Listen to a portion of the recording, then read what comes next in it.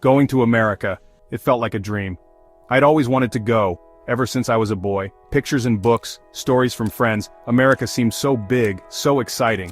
The day before I left, I packed my bag carefully.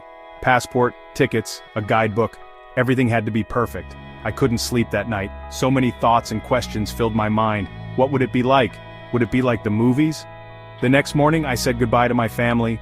My heart beat faster as I got on the plane. It was really happening. The flight was long, but I didn't mind. I watched movies, ate snacks, and looked out the window at the clouds. Every minute brought me closer to the unknown. I felt like an explorer discovering a new land. Finally, we landed in New York City. The airport was huge. So many people, so much noise, so many lights. It was overwhelming. I followed the crowds, trying to find my way. Everything felt different. The air, the sounds, the smells. Even the buildings looked different, like giant towers reaching for the sky. I took a deep breath and smiled. I was in America. My first taxi ride was an adventure. The driver was friendly, talking fast in an accent I'd only heard in movies. We zoomed through streets filled with yellow cabs and rushing people. I saw my first hot dog stand, a real symbol of America. Everything felt new and exciting, a world away from my quiet hometown. One thing I noticed right away was how different the culture was. People were friendly and open, always smiling and saying hello.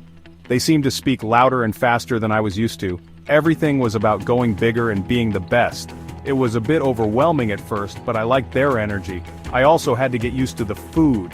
Portions were huge. I tried a hamburger, which was much bigger than any I had seen before, and the fries, they came in giant cups. I loved trying new things like bagels with cream cheese and pancakes with maple syrup. It was a delicious adventure for my taste buds. I spent a few days in New York City visiting Times Square, Central Park, and the Statue of Liberty. Each place was incredible, full of history and energy. Then I took a bus to Washington, D.C. I saw the White House and the Lincoln Memorial. Standing in front of these iconic places, I felt a sense of awe and inspiration. One evening, at a diner, I met a kind old man named George. He was curious about my travels and shared stories about his life in America. We talked for hours about our hopes and dreams. Meeting George made me realize that people everywhere are connected by our shared humanity. It was a reminder that kindness can be found in the most unexpected places.